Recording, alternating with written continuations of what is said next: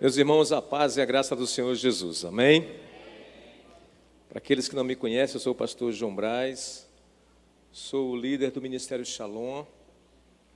E nesta tarde, meus amados, eu tenho a grande responsabilidade de trazermos uma palavra sobre o terceiro tema, ou a terceira palestra de nossa convenção, que é sobre o ministério e a ética doutrinária. Amém, queridos? Glória a Deus. Se você abrir a sua apostila, está aí na página 18. Quem tem o kit da convenção, por favor, página 18. E eu convido-vos para ficarem de pé, para a gente fazer uma rápida oração, para iniciarmos esse momento. Glória a Deus. A jovem ali do PowerPoint já está no ponto. Glória a Deus. Senhor bendito e eterno é o teu nome. Te louvamos por este momento, por mais esta convenção, por todo o teu povo, teus líderes, teus obreiros reunidos nesse lugar, por esta oportunidade, Senhor. Ser conosco nesta tarde, ser com cada um dos teus filhos que aqui estarão ministrando, pregando, Senhor, falando, louvando a tua palavra, meu Deus. E assim, Pai querido, ser conosco nesta tarde, que a nossa mente, que os nossos corações, a nossa vontade estejam rendidos a Ti e a Tua palavra, e que tudo o que for contrário, Senhor, nós repreendemos em nome de Jesus.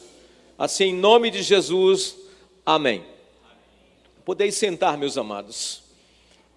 Meus queridos, quando nós fomos chamados para dar uma palavra sobre a questão da ética doutrinária na igreja, inicialmente nós refletimos sobre os temas que nós trataríamos. Irmão Tiago, me traz o meu tablet que ficou aí bem no primeiro bolso da pasta, por favor.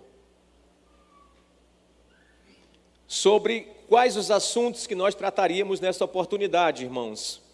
E, a princípio, nós selecionamos 3 temas. Muito obrigado. Que, inclusive, são os que estão listados na apostila de vocês.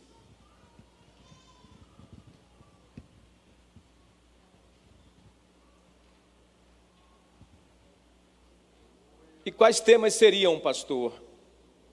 A questão dos judaizantes, a influência dos judaizantes na igreja de hoje, a igreja brasileira dos dias atuais, o problema com relação à forma como nós temos lidado com a questão dos dons ministeriais, se existe apóstolo, se não existe, por que o dom de mestre, que é um dom ministerial de Efésios 4:11, não é reconhecido em nossas convenções, e nós temos uma série de problemas para resolver nessa questão dos dons ministeriais também. Eu entendo que é um tema que a igreja precisa parar e refletir sobre essa questão. A questão do profeta, ainda temos profetas no sentido neotestamentário de Efésios, ou já não temos mais? Existem muitas questões interessantes para nós tratarmos nessa questão dos dons ministeriais de Efésios 4:11, envolvendo o dom de apóstolo, profeta, evangelista, pastor e mestre. E o terceiro tema, que nós colocamos algumas rápidas palavras na apostila que vocês têm em mãos, é sobre a consagração de pastoras. Seria de fato bíblico? Seria de fato algo correto, ou sofremos influências de alguns meios e não estamos atentando devidamente para aquilo que as Escrituras ensinam sobre o assunto? Então, basicamente, nós pensamos em tratar esses 3 temas nesse momento aqui com os irmãos. Mas devido à brevidade do tempo, nós resolvemos tratar somente de 2 assuntos, que é a questão dos judaizantes e a questão da consagração de mulheres ao pastorado. Então, começamos com essa questão dos judaizantes. E o que é, pastor, essa questão dos judaizantes? Trata-se, irmãos, dessa influência da liturgia, da realização de festas, do uso de roupas e de toda uma influência judaica no meio da igreja. E isso está crescendo a cada dia, e nós precisamos parar um momento para estudar, para atentar para essa questão e verificar se de fato isso é algo pertinente à realidade da igreja, ou se devemos evitar esse tipo de prática na igreja dos dias de hoje. Eu coloquei aqui algumas questões na minha introdução gerais, mas vamos logo para a introdução específica sobre os judaizantes. E esse problema dos judaizantes, irmãos, é um problema doutrinário, tá? E problemas doutrinários devem ser tratados com muita seriedade, porque são problemas que nos afetam de dentro para fora.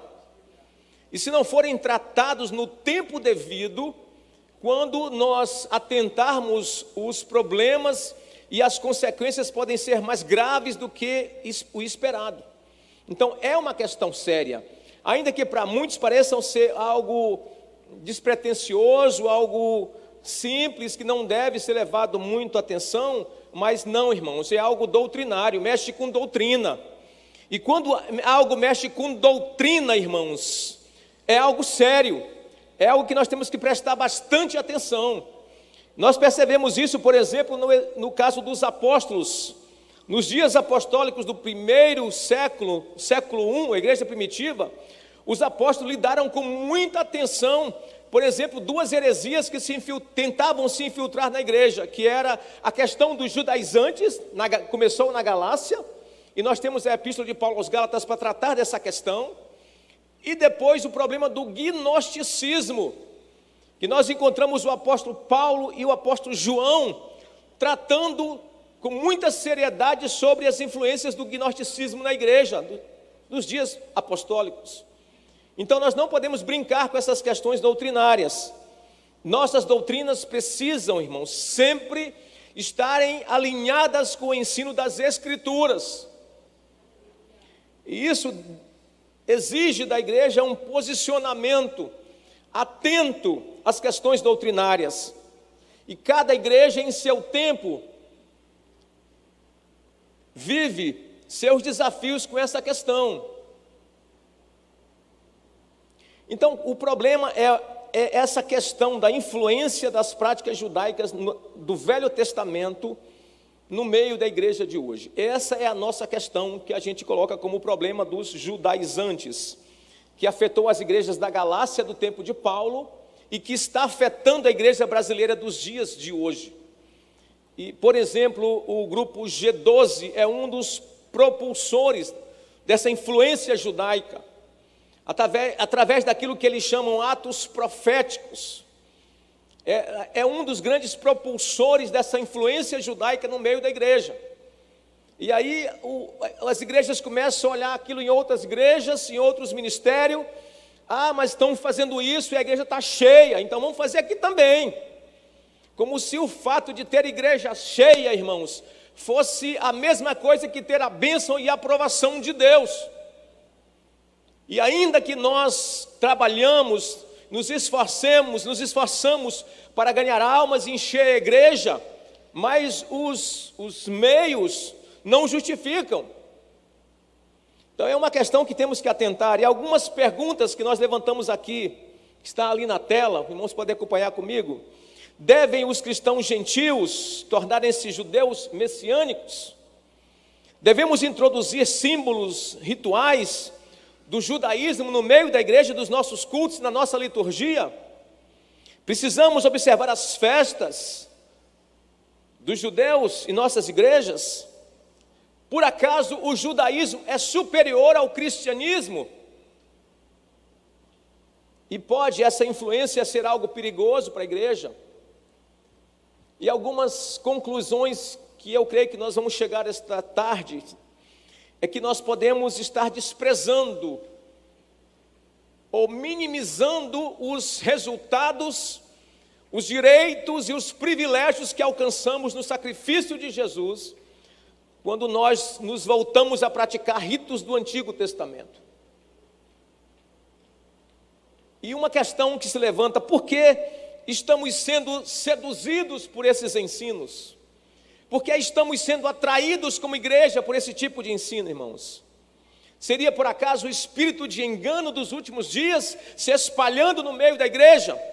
Porque o apóstolo Paulo nos adverte em 1 Timóteo capítulo 4, que nos últimos dias, e eu creio que nós estamos nos últimos dos últimos dias, ele fala: alguns apostatarão da fé, por ouvirem espíritos enganadores e doutrinas de demônios.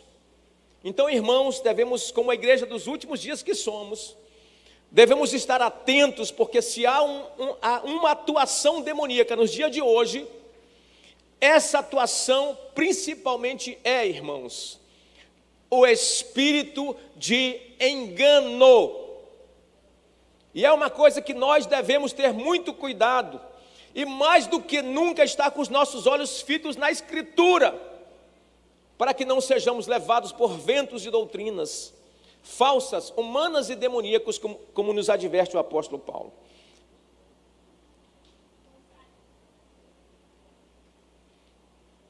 Então, segundo alguns autores, essa influência dos judaizantes na igreja, ela vem desde o final do século XIX, 1900, mais ou menos 100 anos atrás, que isso já vem crescendo, essa influência dos judaizantes no meio da igreja. E aparentemente o espírito dos Gálatas está retornando aos dias atuais. Muitas igrejas evangélicas passaram a adotar em seus esquemas litúrgicos princípios e valores do Antigo Testamento. Consequentemente, práticas judaicas têm invadido os nossos cultos. Danças, músicas, vestes, celebrações, festividades, rituais do judaísmo já estão se tornando comum no meio de muitas igrejas. E muitos cristãos evangélicos estão buscando suas raízes, verificando sua genealogia, muitos trocando de nome. E eu conheço vários casos aqui em São Luís, de jovens que foram nessa visão, mudaram de nome, segundo eles encontraram seus nomes judaicos, mudaram de nome e acabaram se tornando judeus, deixaram a igreja. Hoje pertence a uma comunidade de pessoas que se identificam como judeus. Existe, por exemplo, na internet um rabino que tem todo um serviço computadorizado com um sistema para catalogar os nomes e vasculhar numa ordem genealógica até a origem, para achar a sua ascendência judaica. E ali naquele site você paga um valor e eles fazem uma pesquisa para ver se você tem raiz judaica. Irmãos, e isso tem levado muita gente, muitos irmãos em Cristo.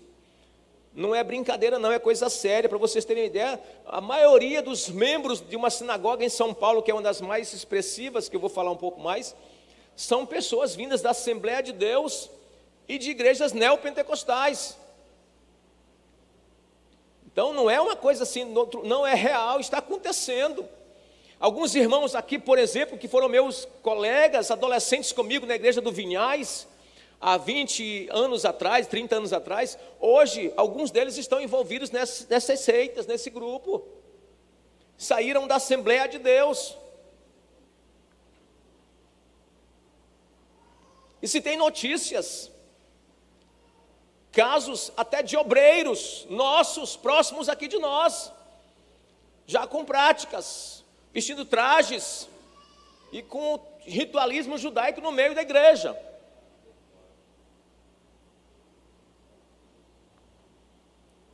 Nós sabemos que, por exemplo, durante a Segunda Guerra, muitos judeus fugindo da perseguição nazista. Na época do descobrimento, judeus fugindo da perseguição na Espanha, por exemplo, vieram ao Brasil.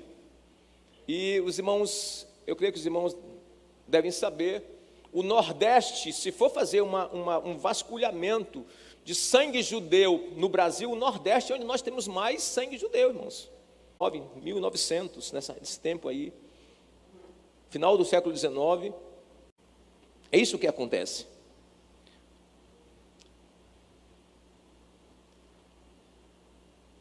Então esse termo judaísmo messiânico é o termo histórico dado a essa influência. É um movimento religioso surgido no final, já falei. E eu vou falar sobre dois grupos básicos. O primeiro grupo que eu vou falar é sobre essa sinagoga em São Paulo chamada Beit... Não, avança, filha. Essa sinagoga Beit Sar Shalom, que significa Casa do Príncipe da Paz. Nós vamos falar de dois grupos, um em São Paulo e um em Minas, que eu acho que representam bem esses vários movimentos identificados como judaísmo messiânico. Essa sinagoga, a Beit Sar Shalom, foi a primeira instalada em São Paulo, no Brasil, em 1951. Significa Casa do Príncipe da Paz. Ela tem algumas sinagogas no Brasil, em São Paulo e no mundo. Afirmam eles que a religião judaica é a mesma dos apóstolos e de Jesus. E por isso mantém a tradição judaica nos seus rituais, celebram as festas, mantêm o modo de vestir, usam a língua hebraica. A sinagoga Beit Sar Shalom guarda as principais festas, como a Páscoa, que é o Pessah, o Ano Novo, que é o Rosh Hashanah, e o Dia da Expiação, que é o Yom Kippur, festas do calendário judaico. Os judeus messiânicos da Beit Sar Shalom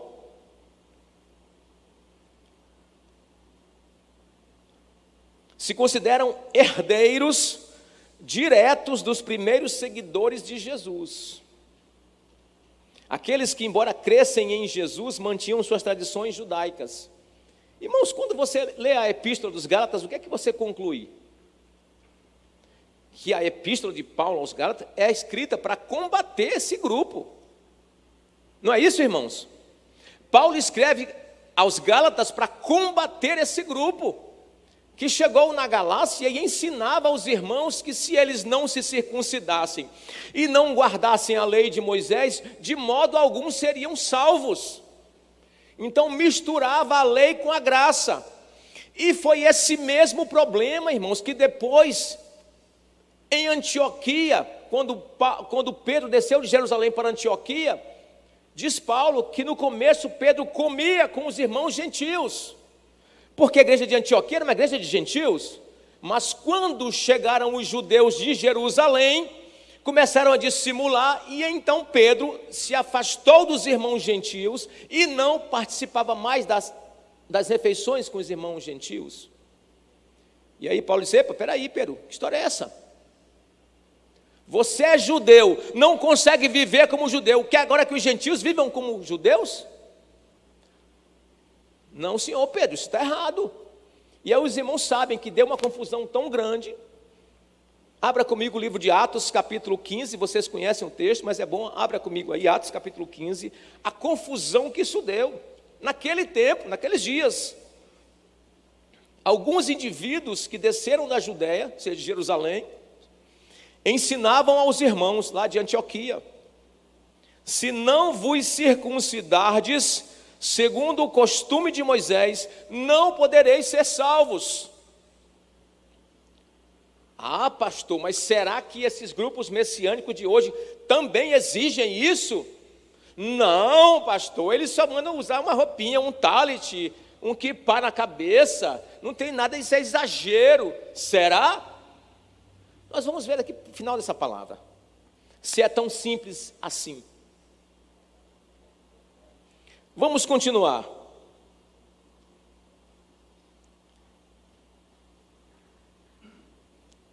Os membros dessa sinagoga, irmãos, acreditam que Jesus e os apóstolos não fundaram uma nova religião. Olha só, o que ele está dizendo aí?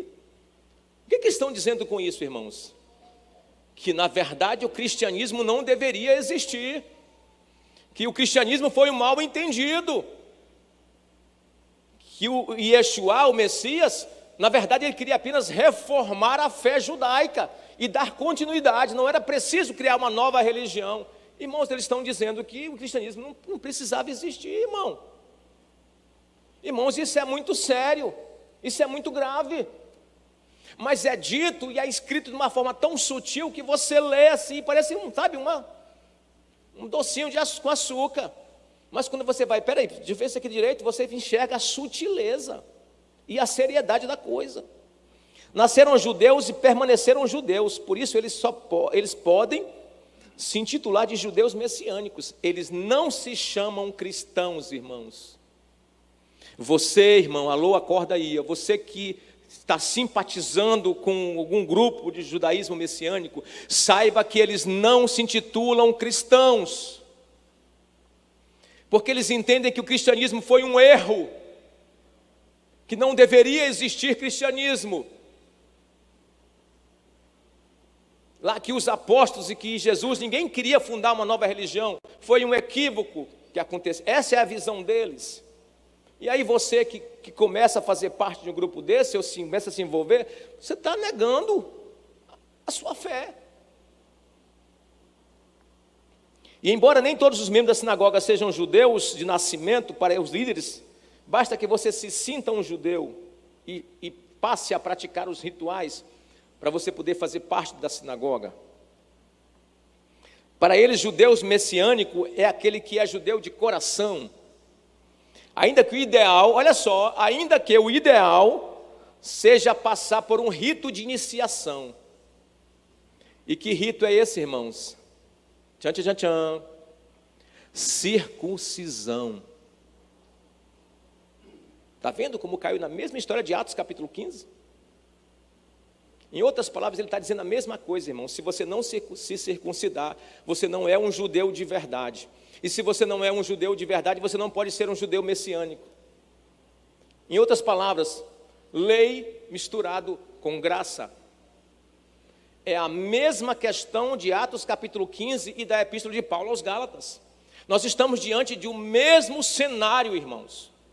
Só que com uma outra roupagem, com um outro contexto, muito mais polido, muito mais bem encapado, mas é a mesma coisa, irmão. Nós estamos diante do mesmo cenário de um grupo que quer voltar aos rudimentos da lei. Existe um homem chamado David Stern. Tiago, no bolso de trás da minha bolsa, atrás tem um livro. No último bolso de trás, atrás. Pega esse livro e traz para mim aqui, Tiago, por favor. Tiago é o irmão da minha igreja, está me ajudando aqui. Não, bolso de trás. Isso, traz para mim aqui, por favor. Esse homem chamado David Stern, ele tem escrito muito. Ele é uma das referências mundiais sobre o judaísmo messiânico. Ele morreu agora, este mês, inclusive, ele morreu, faleceu. E ele tem escrito muitos livros. Ele escreveu primeiro o Manifesto Judeu Messiânico. Depois ele escreveu o Novo Testamento segundo o judaísmo. E depois ele escreveu este livro aqui, a Bíblia Judaica Completa, que eles chamam de Taná. Taná, irmãos, para quem não sabe, é o termo que eles usam para o Antigo Testamento, que é uma abreviação da Torá, dos profetas e dos escritos. E o Novo Testamento eles chamam de Brit Hadashah. Então aqui você tem de David Stern a Bíblia Judaica Completa. Só, irmão, quando você vai ler, você vê a sutileza. E olha a editora aqui, pastor. Editora Vida. Editora Vida. Aí você vai na CPAD, pega lá, compra, leva para casa e acha que está levando um comentário magnífico, uma Bíblia magnífica, né? Está levando muita... É heresia, irmão, misturado com a palavra de Deus. Tem um outro livro dele que é Comentário do Novo Testamento Judaico. Eu tenho esse comentário, acho que alguns de vocês aqui também devem ter. Quando você vai ler, por exemplo, o comentário de Gálatas, o título em cima do comentário de Gálatas é assim, ó: Carta de Paulo aos judeus messiânicos da Galácia. Aí você, peraí, a carta de Paulo não foi para os judeus messiânicos da Galácia, não. A carta de Paulo diz assim, as igrejas da Galácia. Ele não fala a comunidade judeu messiânico da Galácia, ele fala assim, a igreja da Galácia. Então, irmão, você começa a ver que esta seita é um ataque à igreja. É um ataque à igreja do Senhor Jesus. Você começa a descobrir as coisas. Então, tenham cuidado, irmãos. Editora Vida. O comentário judaico do Novo Testamento, um livrão assim, ó, tem algumas partes interessantes que falam da cultura judaica, sim. Mas tenha cuidado, porque tem espinha ali pelo meio. Porque tem essa visão do judaísmo messiânico.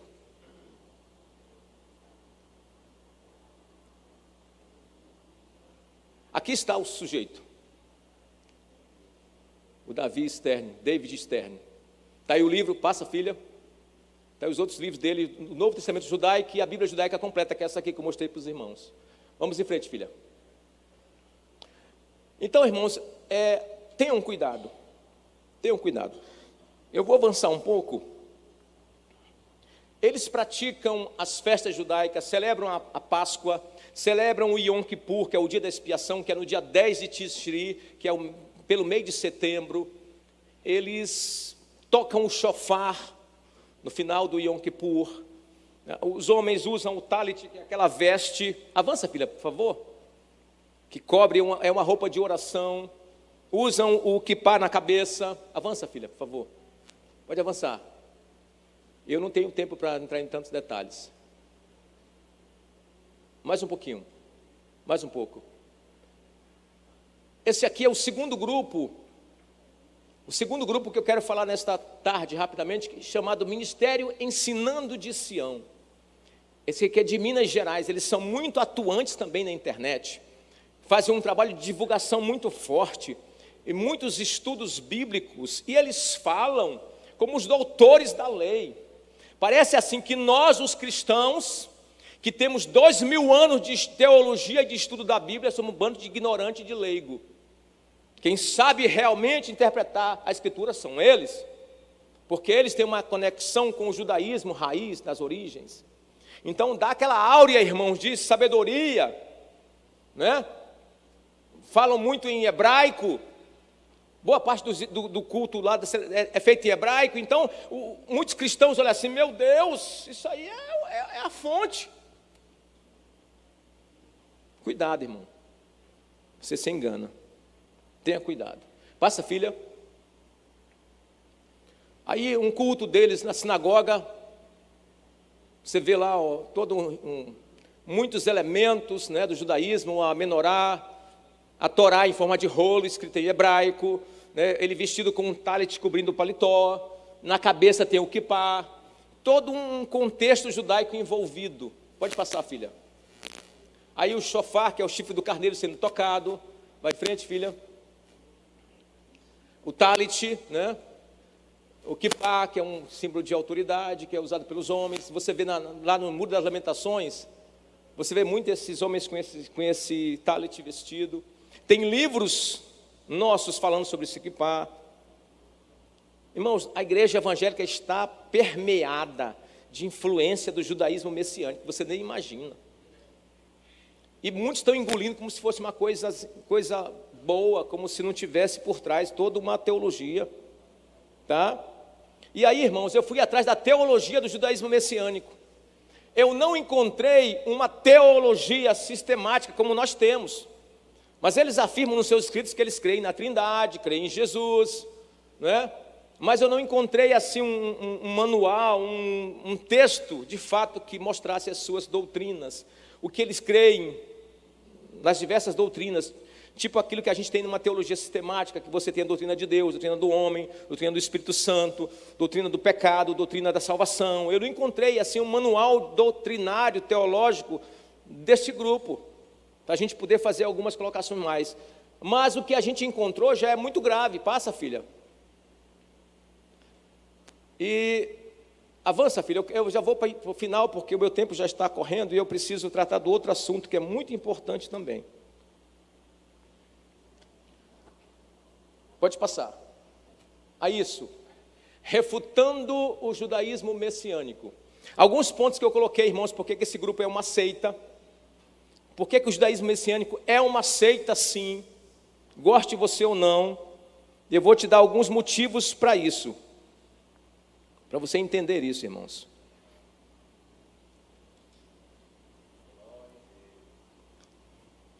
É verdade que Jesus não pretendia anular a lei de Moisés, mas dar o cumprimento verdadeiro e a interpretação adequada da lei.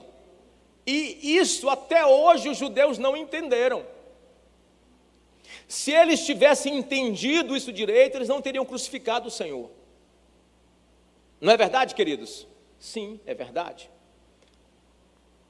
Então, se o judaísmo messiânico diz que a intenção dos apóstolos de Jesus não era fundar uma outra religião, mas eles próprios não se identificam com eles, mas como judeus messiânicos porque creem em Jesus, Então o que eles estão dizendo, irmãos?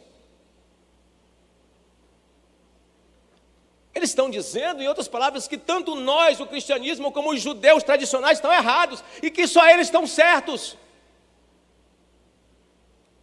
Porque eles creem em Jesus e também são judeus. Então, somente eles estão certos. Em outras palavras, irmãos, é aquela mesma falácia que todas as seitas dizem. Só aqui você tem a verdade. Só que de uma forma muito rebuscada, muito bem embaralhada, mas no final é a mesma história.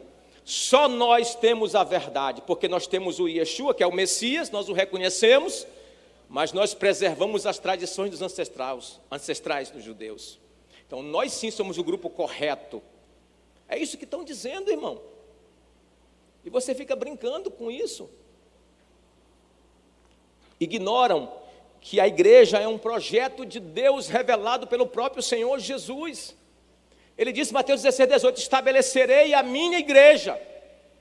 A igreja é uma ideia de Deus implementada através do sacrifício de Jesus. Então, quem são os judeus messiânicos para dizer que a igreja foi um erro e que o cristianismo foi um erro, irmãos? Foi Jesus que disse, estabelecerei a minha igreja. Não foi ideia de Paulo, não foi ideia dos apóstolos. O Cristo revelou essa verdade. O apóstolo Paulo nos diz que a igreja é superior ao judaísmo. Porque ele disse que o mistério de Cristo, a igreja, e nela Deus uniria judeu e gentil num corpo só. E quando você chega em 1 Coríntios 10:32, Paulo diz assim, portai-vos de modo a não causar escândalo, nem ao judeu, nem a gentil e nem à igreja. Então, a partir da nova aliança, nós temos 3 povos, temos judeu, temos gentil e tem igreja. Então, que importância tão grande é essa você querer ser judeu, irmão? Se você é igreja. Ainda que você fosse judeu ou gentil, quando você confessa o Cristo, você passa a ser igreja. E igreja é superior. A igreja é superior.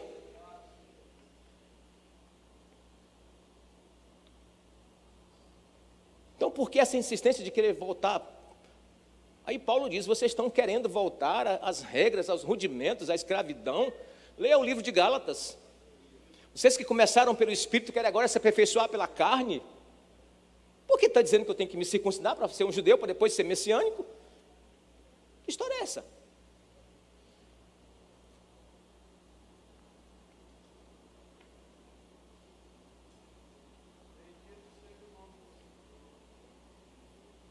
Paulo fala assim em Colossenses 2,16, ninguém, pois, vos julgue por causa de comida, bebida, dia de festa, lua nova, sábados, porque tudo isso é apenas sombra das coisas que haviam de vir. O corpo é de Cristo, ou seja, Cristo cumpriu e anulou tudo isso. Todo aquele ritualismo dos judeus está associado à sua cultura. Então, se você é judeu, de pai e de mãe, judeu mesmo legítimo, e você, após crer em Jesus, você quiser continuar guardando aqueles rituais, você pode até guardar, porque você é judeu, de fato, legítimo, mas sabendo que nada disso contribui para a tua salvação, que a tua salvação é única e exclusivamente por causa do sacrifício e a fé no sacrifício de Jesus. Mas se mesmo crendo em Jesus, sendo um judeu legítimo, você quiser guardar a cultura para não criar contenda, é uma decisão sua. Paulo fala lá em Romanos 14, um come, outro não come, eu disse que tem de guardar dia, eu disse que não. Irmão, se você faz, faça para Deus. Mas se você é judeu, mas se você é gentil, não temos mais nada a ver com essa história de lei de Moisés. Nosso negócio é graça. Louvado seja Deus.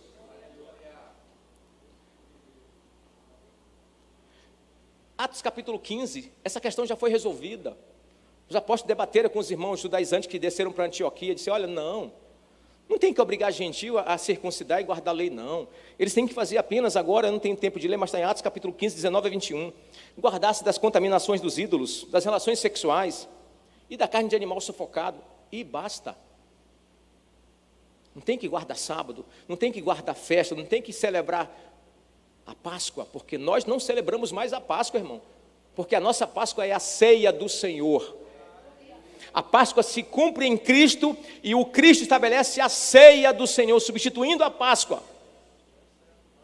Porque a Páscoa apontava para um cordeiro que foi morto lá no Egito, mas a ceia do Senhor aponta para um Cristo vivo, que veio, morreu, ressuscitou e um dia voltará. Aponta para trás e aponta para frente. Que negócio de guarda-Páscoa, rapaz? Que conversa é essa?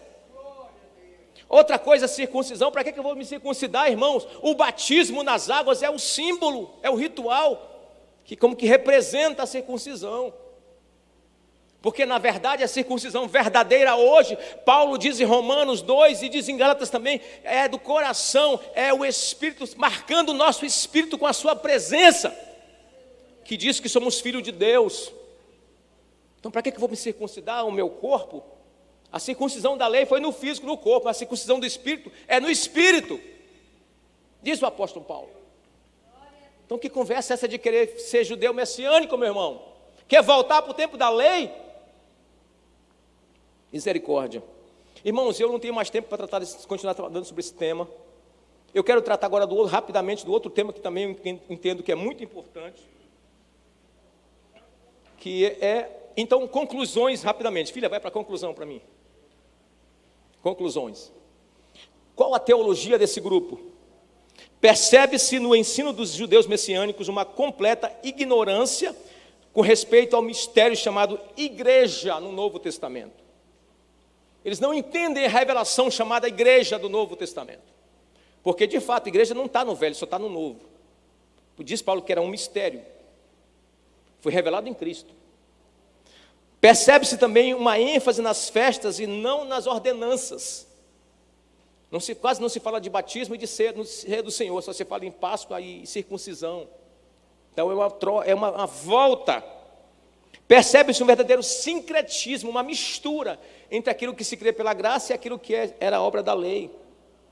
Percebe-se um verdadeiro etnocentrismo, que foi o problema do profeta Jonas, como se a cultura judaica fosse maravilhosa e perfeita. E não é. É uma cultura, sim, maravilhosa, sim, mas muitos problemas também. Muitas coisas que vêm do Talmud, que vêm de tradições que Jesus detonou, que Jesus foi contra.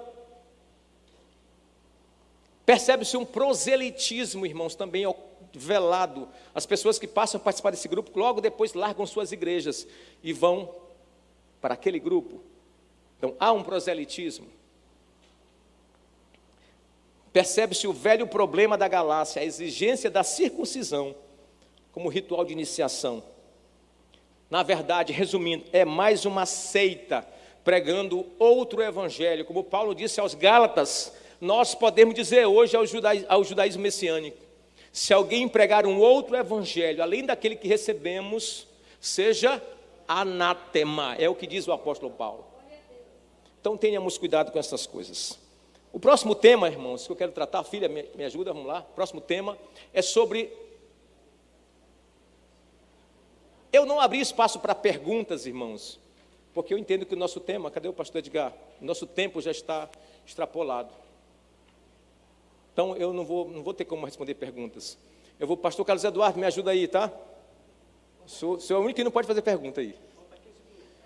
Tenho 15 minutos para falar do próximo tema que eu considero muito importante, irmãos, que é a questão da consagração de mulheres.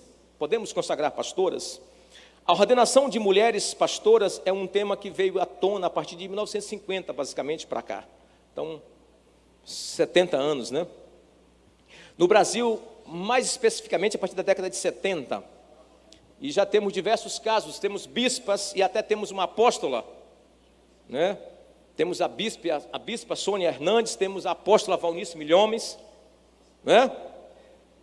E fizemos alguns questionamentos. O que os grandes nomes da teologia brasileira pensam sobre isso? O que falam os grandes teólogos nacionais e internacionais? O que pensam as grandes convenções sobre esse tema? São algumas perguntas que a gente decidiu analisar. Vamos lá, filha.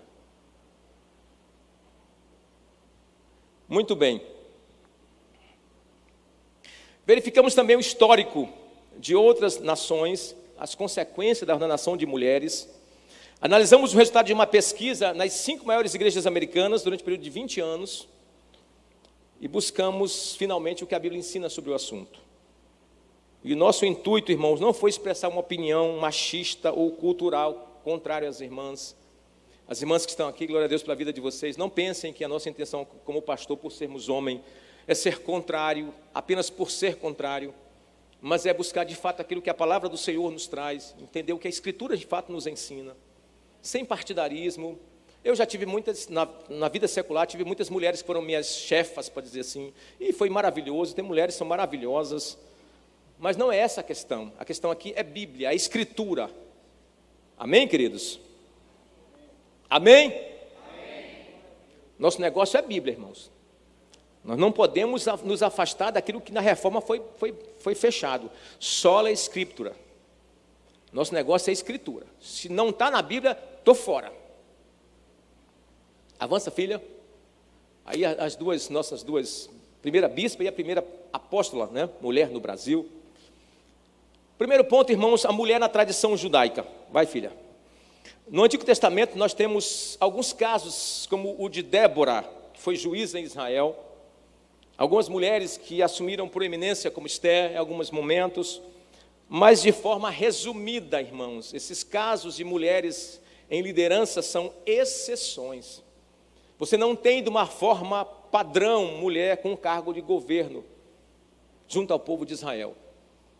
Você tem, por exemplo, o sacerdócio levítico, todo é baseado na figura masculina, não tem mulher. Depois as mulheres na época de Cristo, filha, acompanha comigo e avança. Isto, a gente vê que Jesus deu um papel de importância às mulheres. O texto de Lucas diz que muitas delas abençoavam com suas propriedades, seus bens, o ministério do Senhor. Estiveram muito próximas a Jesus. Por exemplo, uma delas foi que viu Jesus ressuscitado primeiro. Embora o pessoal diga que era para poder disseminar a notícia, né? Mas isso aí é a história do povo, né? O apóstolo Paulo também sempre enfatizou o ministério das mulheres, sempre deu um espaço muito grande, atenção para as mulheres. Mas, apesar disso, você não vê Jesus nem Paulo ordenando mulheres a pastorado ou ao presbitério.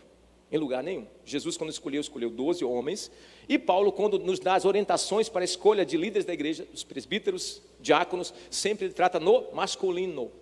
Não tem a figura feminina. E assim a gente percebe na igreja primitiva também o mesmo sentido.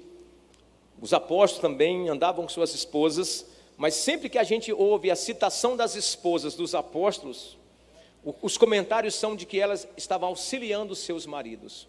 Como o apóstolo Paulo disse que os apóstolos andavam com a esposa, se ele também não tinha esse direito, mas sempre no papel de auxiliar, não de ser a líder da igreja. Avante, filha. Alguns pontos contrários. Avança, filha. Alguns pontos assim para a gente analisar, irmãos. Paulo ordenou apenas homens ao presbitério. Aí estão os textos. Depois, quem quiser, manda um e-mail para a Secretaria da Convenção, que eu mando o power, isso aqui para você ler com calma em casa. Paulo ordenou apenas homens ao presbitério. 2, o Espírito Santo constituiu bispos e não bispas. Atos 20, 28. Em Filipos são citados bispos e diáconos. Não tem diaconisa. Paulo jamais ensinou a ordenação de mulheres. 1 Timóteo 3, de 1 a 5. Em Creta, apenas homens foram chamados para o ministério. Tito 1 a 5. Pedro jamais cita mulheres pastoras em suas cartas. Tiago jamais também cita mulheres como presbítera da igreja. E o livro de Hebreus jamais cita mulheres como pastoras. Então, são algumas evidências neotestamentárias. Depois, em frente, histórico de ordenação. Como começou isso nos tempos modernos? A ideia da ordenação de pastoras é um fenômeno novo na história da igreja, especialmente a partir de 1950 para cá. Então, nós temos em 1944, a igreja anglicana do Brasil consagra mulheres em Hong Kong, mais por uma necessidade missiológica. 1970, a igreja metodista do Brasil começa a ordenar mulheres. 1983, a igreja luterana começa também a ordenar mulheres. 1999, a igreja presbiteriana independente também passa a consagrar mulheres. E a coisa vem se espalhando. A igreja presbiteriana do Brasil, não confunda com a independente, é a presbiteriana clássica, eles não consagram mulheres. A Convenção Batista Nacional ainda vem tratando nessa questão. A convenção CGADB já tratou em algumas reuniões, mas não foi aprovado. E a Igreja Católica não consagra mulheres. Aqui você tem um panorama rápido do histórico dessa questão de consagração de mulheres. Consultamos também, algumas obras de referência. Tá? Por exemplo, o que a Bíblia de Estudo Pentecostal fala sobre esse assunto.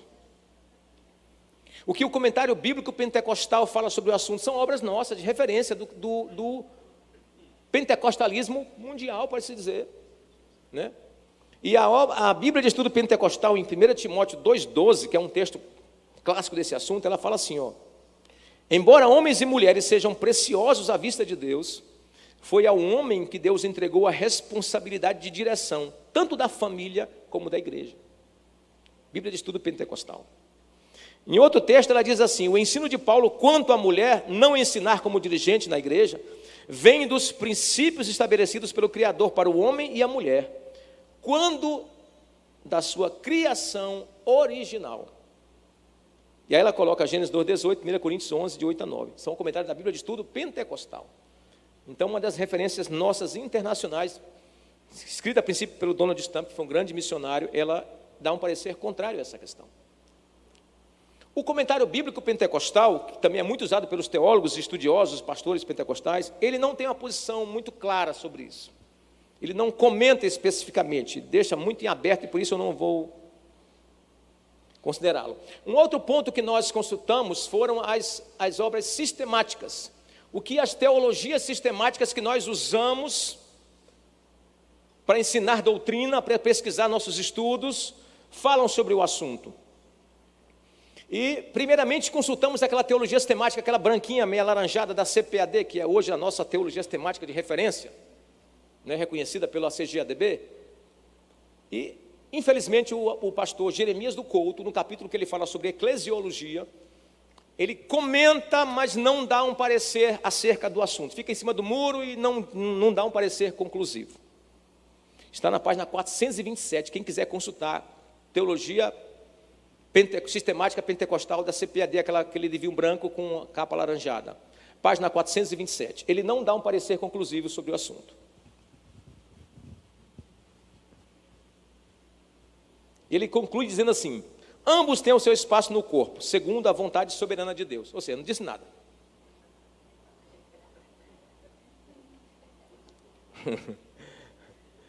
O melhor parecer que nós temos numa teologia sistemática sobre esse assunto, até porque é um assunto novo, e a maioria das sistemáticas que nós temos clássicas são bem antigas, como a de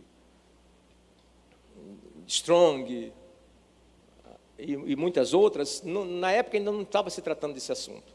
Mas a de Gruden, de Wayne Gruden, um PhD, é uma das poucas que fala especificamente desse assunto. E Gruden fala algumas coisas interessantes que eu vou ler aqui para os irmãos, a opinião dele. Para Gruden fica evidente que Gênesis 1, 27, que ambos, tanto o homem como a mulher, são iguais perante Deus. Não tem essa história de um ser melhor ou superior ao outro. Ambos são iguais perante Deus. Ambos foram criados à imagem e semelhança do Senhor. Isso aí é claro. Mesmo assim, Gruden conclui que a Bíblia não permite que mulheres exerçam o papel de pastoras ou de presbíteras na igreja. Para ele, os principais textos sobre essa questão estão em 1 Timóteo 2, de 11 a 14, 1 Coríntios 14, 3 a 3,6, 1 Timóteo 3, de 1 a 7 e Tito 1, de 5 a 9. Gruden destaca que em 1 Coríntios 14, 34 e 35, Paulo não está proibindo a mulher de participar do culto.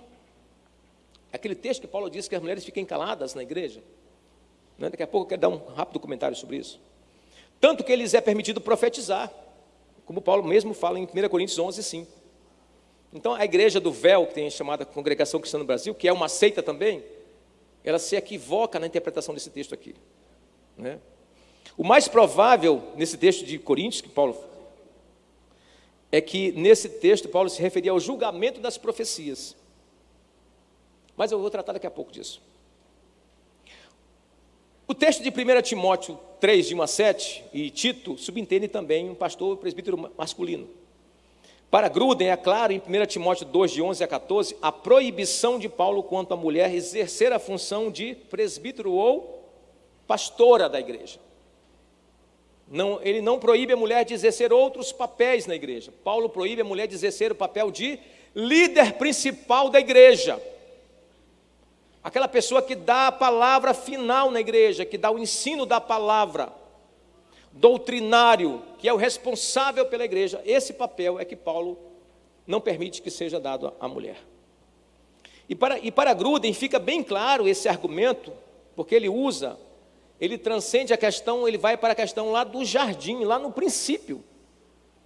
Ele não trata de questões aqui do meio de campo, questões culturais, questões de tempo, alguns vêm, irmãos, e é tanta desculpa, é tanta lorota. Não, porque naquele tempo as mulheres não tinham cultura. Não, porque naquele tempo as mulheres ficavam fofocando na igreja, para mandar calar. Irmãos, é tanta lorota. Quando você vai estudar com seriedade, não tem fundamento. Irmãos, eu não teria a menor dificuldade de aceitar, se a palavra me desse respaldo. Seria maravilhoso.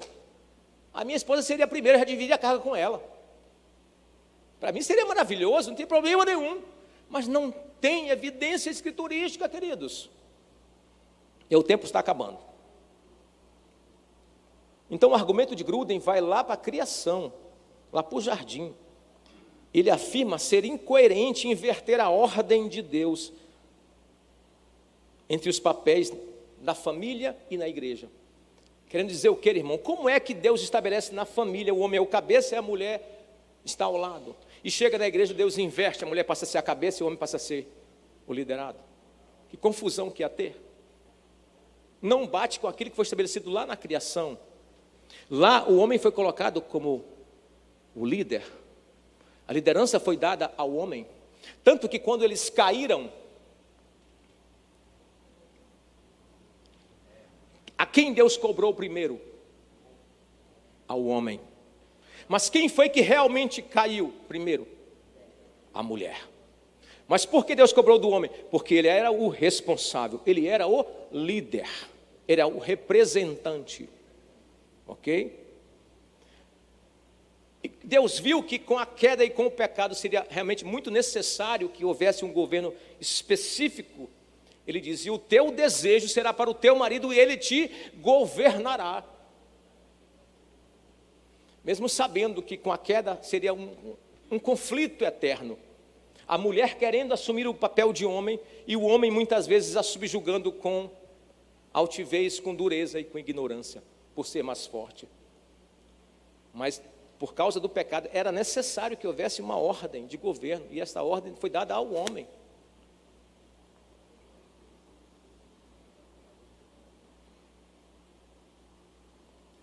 Alguns teólogos também nós procuramos para saber. Por exemplo, consultamos a opinião do pastor Antônio Gilberto, que foi um dos maiores teólogos pentecostais que já tivemos no Brasil. E o pastor Antônio Gilberto também era de pensamento que não há evidência, nem no Antigo nem no Novo, que justifique essa questão. Outros teólogos famosos, como Charles Swindoll, que escreve muitos comentários, também concorda que... E para fechar, já que meu tempo está acabando mesmo, vamos para 1 Timóteo. Abra sua Bíblia, 1 Timóteo.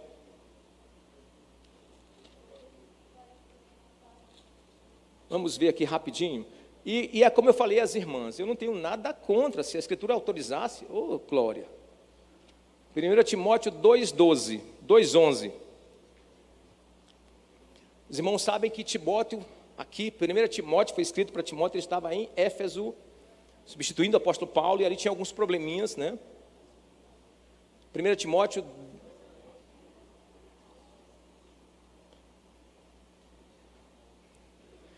2,11, a mulher aprenda em silêncio com toda a submissão.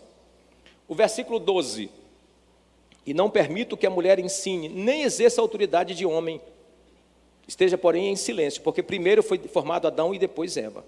E Adão não foi iludido, mas a mulher, sendo enganada, caiu em transgressão. Aqui, irmãos, se você ler o capítulo todo, o livro todo, você vai subentender que Paulo está falando do culto na igreja, do que acontece durante o culto. E ele diz: a mulher aprenda em silêncio. Não permito que a mulher ensine, nem exerça autoridade. Aqui é a liderança da igreja. está falando do que acontece no culto. A mulher não pode ter a posição de líder principal da igreja. Esse é o sentido aqui do grego de não exerça autoridade, não seja a líder principal, a que ministra a doutrina, a que é responsável pela igreja. É isso que ele está falando. E ele vai dar 2 motivos aqui porque ele tem esse posicionamento. Primeiro, versículo 13. Porque primeiro foi formado Adão e depois Eva. Então, o homem veio primeiro, a mulher veio depois. Você percebe, por exemplo, isso aqui, para ser bem breve, Deus, depois que ele cria o homem, ele chama o homem para nomear os animais, não é isso? Então, o homem que dá nome aos animais, ali fica bem evidente o quê? A posição de autoridade. E embora a mulher tenha saído do seu lado e seja igual a ele, também imagem de Deus, mas Deus chama o homem também e fala, qual é o nome dela? É o homem que dá nome. Não, essa aqui será Eva, porque é osso dos meus ossos. Do varão foi tomada. Então, isso expressa a autoridade de Deus para o homem no governo sobre a sua esposa. Então, Paulo está dizendo, em primeiro lugar, a mulher não pode exercer autoridade na igreja sobre o homem, porque lá no começo, Deus deu autoridade, foi para o homem de governo sobre ela. Essa é a primeira razão de Paulo. A segunda razão que Paulo mostra porque a mulher não pode ser a líder principal, a pastora da igreja. Versículo 14. E Adão não foi iludido, mas a mulher, sendo enganada, caiu em transgressão. Aqui tem 2 comentários chaves. Primeiro, Adão não foi enganado. Adão não caiu iludido, Adão caiu consciente. Quem foi iludido ao cair foi a mulher. E aqui os estudiosos colocam 2 questões graves. Primeira, Eva não tinha autoridade para tomar aquela decisão sozinha. Ela se precipitou. Porque se Deus tinha dado a ordem de guardar e cuidar do jardim, ele era o responsável, ela tinha que dizer, marido, vem cá. Esse bicho aqui está dizendo, o que você acha? Como é que vamos seguir ou não? A autoridade sobre o jardim era do homem, não era de Eva. Eva não podia ter tomado a decisão sozinha, sem consultar o seu marido. Ela foi rebelde, ela quebrou o princípio de autoridade ali. Ela tomou a decisão que não pertencia a ela, sem consultar aquele que estava com autoridade sobre ela. E aí ele diz claramente, Adão não foi enganado, quem foi enganado foi Eva, ele caiu consciente. Caiu por causa do coração, pelo amor, certamente, a gente imagina assim, nós como homens, né? O amor é tão grande, não vou deixar ela assim, né? Acabada aí, eu vou ficar aqui numa boa, não, eu vou junto com ela logo.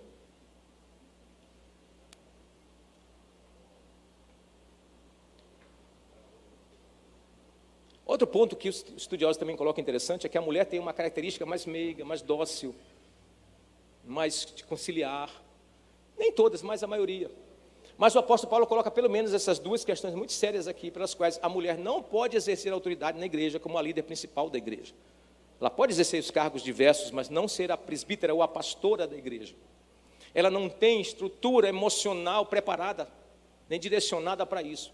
E a autoridade, essa questão do governo, ainda que ela não seja inferior ao homem, seja igual, dotada de dons e talentos como ele, às vezes até mais em alguns pontos, mas nesta área de governo, de dureza doutrinária da igreja, essa posição foi dada para o homem. Eu acho até que para as mulheres, se eu fosse mulher, eu não ia querer saber disso. Acho bom, fica para eles aí, esse negócio é problema, é dor de cabeça. Eu fosse mulher, eu não queria meter nisso não, deixa para eles mesmo, Senhor. Porque é uma coisa complicada. Não, pastor Sinaldo? Meus irmãos, o tempo é breve e a gente não tem... Conclusão, rapidinho para encerrar, filha. Conclusão. Embora saibamos que existem mulheres maravilhosas, capazes, cheias de dons, de talentos, não encontramos a evidência bíblica concreta para a consagração de pastoras. E aquela conversa de Júnias, de Febe, irmão, não tem sustentação teológica, não adianta. Devemos nos esforçar por preservar um dos lemas mais importantes da reforma, somente a Escritura. Durante toda a história da igreja, sempre se entendeu que o ofício pastoral foi delegado aos homens, por se entender que este é o ensino simples e puro das Escrituras. E embora Jesus e Paulo tivessem papel feminino em destaque, nunca consagraram mulheres. Se não temos indícios bíblicos convincentes, por que estamos insistindo nisso?